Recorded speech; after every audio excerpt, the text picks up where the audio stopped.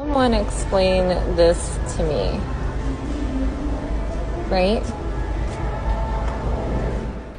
In some Walgreens locations, glass refrigerator doors have been replaced with these digital screens as part of a pilot program.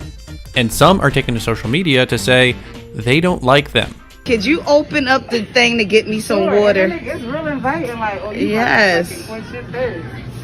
No way. What in the world? They lied. Why would they lie? Man, what if you're sold out of something and it doesn't register? If only there was a way that we could see inside of a freezer,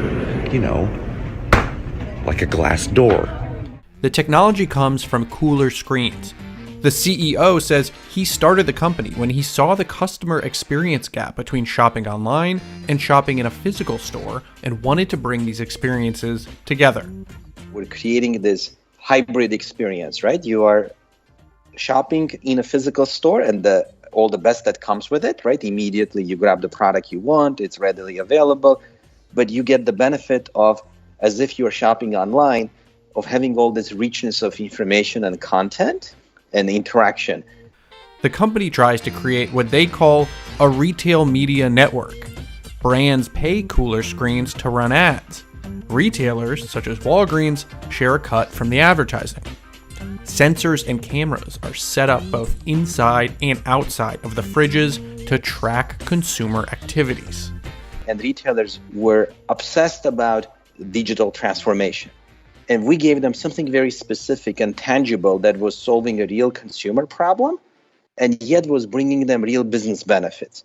The company claims people love this technology. However, some consumers say they've found it confusing. Henry Brewer is one of them. He recently encountered one of the digital screens at a Walgreens in Chicago. And I was stopping just to pick up my medication, and then I just grabbed a energy drink. Initially you walk up and you kind of see the advertisement across all of them because it doesn't show the drinks or anything yet. It just shows a big advertisement. I'm like, whoa, what is this? This is really weird. And then you walk up and then it flashes and then it changes to the drinks. So it's like, it's a turnoff, we see advertisements literally everywhere. And now I have to go see it, on the Cooler screen, what it's just very intrusive. Julio Sevilla, a consumer behavior professor from the University of Georgia, says people tend to prefer simplicity in retail settings. You probably just want to make it easy, right? We all love to get into a supermarket and know exactly what we're getting and know also exactly where things are, right? And also rely on the fact that you may find things. So for this type of more utilitarian, not pleasure-related settings, I think people like their certainty and their simplicity. This is crazy. I'm so confused. I can't believe this is happening. Like, look at this. When there is a new technology, right, consumers are always suspicious. So I respect that. I think, and I'm empathetic to that. So it's very important for a new company like ours to always educate the consumers about what it really does and what it doesn't do.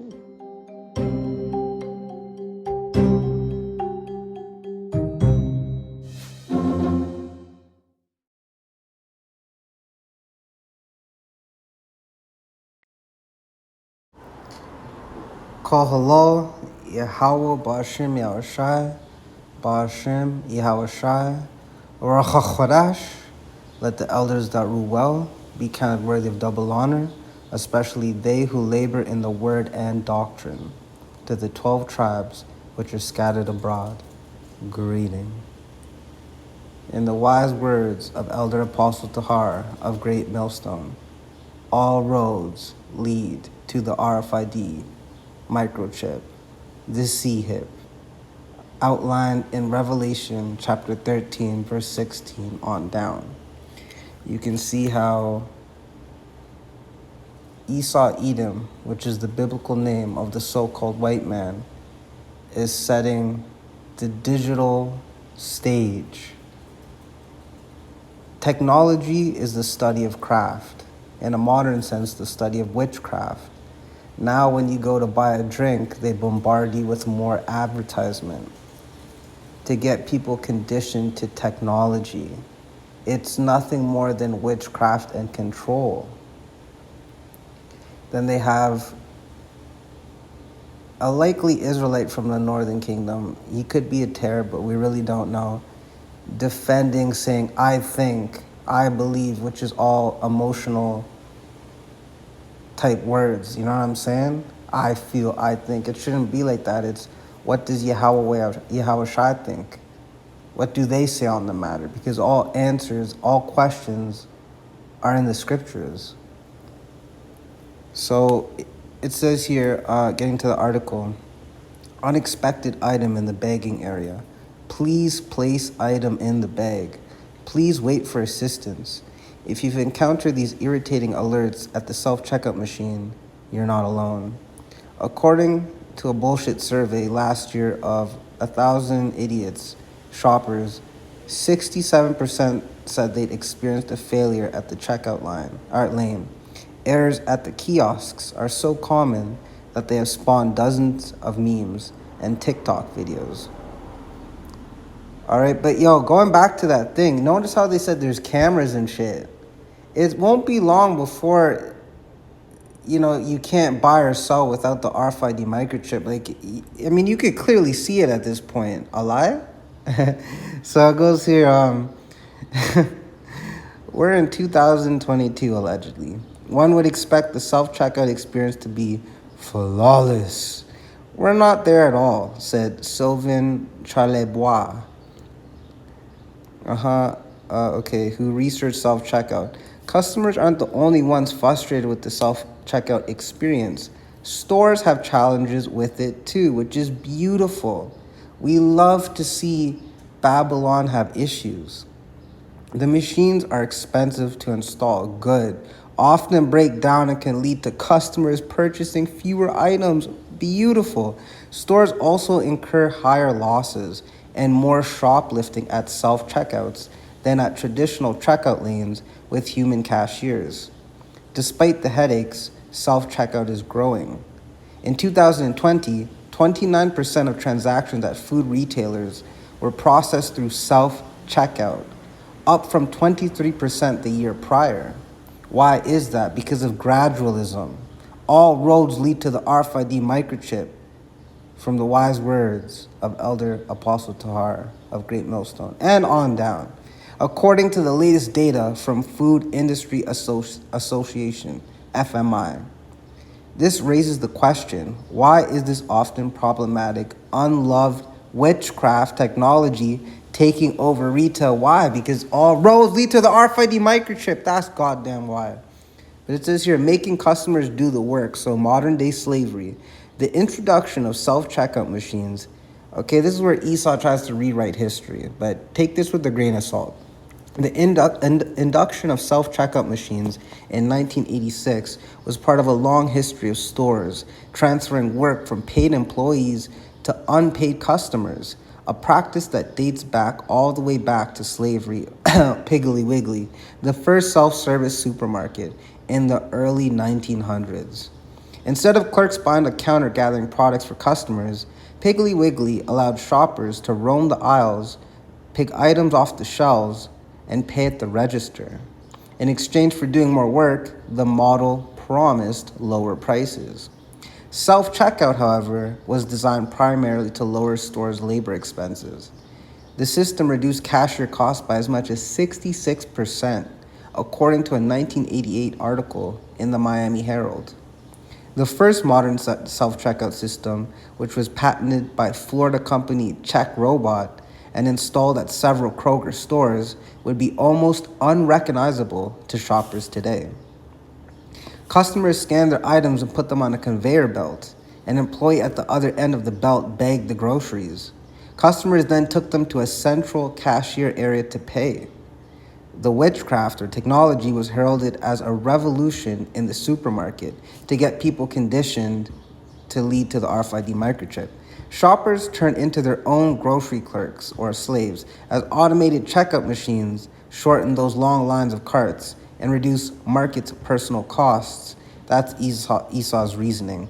The Los Angeles Times said in 1987 review. But self-checkout did not revolutionize the grocery store. Many customers balked at having to do more work in exchange for benefits that weren't entirely clear. It took a decade for Walmart to test self-checkout. Only in the early 2000s did the trend pick up more widely at the supermarkets, which were looking to cut costs during the 2001 recession and faced stiff competition from emergent superstores and warehouse clubs. The rationale was economics-based and not focused on the customer. Some asshole said from the get-go, customers detested them. A 2003 Nielsen survey found that 52% of shoppers considered self-checkout lanes to be okay. Those are the same ones that would take the RFID microchip in a heartbeat, while 16% said they were frustrating. Those would still take the RFID microchip. 32% of shoppers called them great. You already know those ones are going to be at the front of line for the RFID microchip. The mixed response led to some grocery chains, including Costco, Albertsons, and others, to pull out the self-checkout machines they had installed in the mid-2000s. Self-checkout lines get clogged as the customers needed to wait for store staff to assist with problems with barcodes, coupons, payment problems, and other issues that invariably arise with many transactions. But that goes to show you that Esau's system is just a sandcastle built by the ocean that's going to get swept away in the form of Yahushua HaMashiach. You know what I mean? So like to want to, if there's cracks like this, it's not stable. It's going to be destroyed. So why would anyone in their right mind want to be down with this clown? You know what I'm saying? Anyways, continuing on, walkways. I'm just going to try to skip the gist of it. You know, retailers found that blah, blah, blah, found they need, okay. This is some interesting shit. If you had a retail store where 50% of transactions were through self-checkout, losses would be 77% higher than average, according to Adrian Beck and Emertus. What does that mean? It means of the former holder of an office, especially a college professor, having retired but allowed to retain their their title as an honor. So an emeritus professor at the University of whatever that is in the United Kingdom who studies retail losses. Customers make honest errors as well as intentionally steal at self-checkout machines. Some products have multiple barcodes or barcodes that don't scan properly. Produce, including fruit and meat, typically needs to be weighed and manually entered into the system using a code. Customers may type in the wrong code by accident. Other times, shoppers won't hear the beep, confirming an item has been scanned properly. Consumers are not very good at scanning reliably, Beck said. Why should they be? They're not trained. But through gradualism, they are being trained, through repetition. Other customers take advantage of the lax oversight at self-checkout aisles and have developed techniques for stealing. But what does the scripture say? Thou shalt not steal. Common tactics include not scanning an item, swapping a cheaper item, bananas, for a more expensive one, steak, scanning counterfeit barcodes attached to the wrists, or properly scanning everything and then walking out without paying. Stores have tried to limit losses by tightening self-checkout security features, such as adding weight sensors, but additional anti-theft measures has also led to more frustrating, unexpected item and bagging area errors, requiring store employees to intervene. There's a delicate balance between security and customer convenience, said. Self-checkout is here to stay. Despite self-checkout's many shortcomings for customers and store owners, the trend is only growing. Walmart, Kroger, and Dollar General are piloting exclusively self-checkout stores to get people conditioned even further for the RFID microchip. Costco and Albertsons have brought self-checkout back after removing it years ago. Amazon has taken the concept a step further with cashierless Amazon Go stores. It may simply be too late for stores to turn their back on self-checkout. All right, because all roads lead to the RFID microchip, once again from Elder Apostle Tahar, from Great Millstone as well as on down. So let's get the scripts. This is Revelation chapter 13, verse 17, but we're going to read it in the blue letter. All right, and. Okay, let's look up the word and. Also, even, indeed. What is the modern definition or slave definition of indeed? As expected, yes. In truth, truly. So boogieing down to Numbers 23 and 19, Yahweh Bashem Yeshai power is not a man that he should lie, neither the son of man that he should repent. Hath he said, and shall he not do it? Or hath he spoken, and shall he not make it good? Behold, lo, I come in the volume of the book. So this is going to happen. Technically, it's already happened spiritually. Now it's playing out carnally.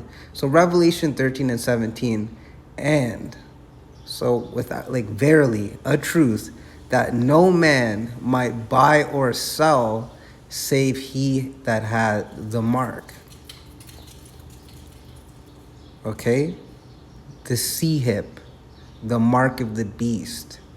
Basically to symbolize that you've basically made Esau Edom your god, lowercase g, which is the dumbest thing one can possibly do. Okay?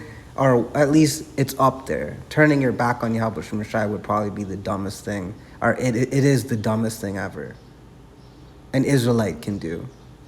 But in a general sense, to make Esau Edom your god, that's the dumbest shit.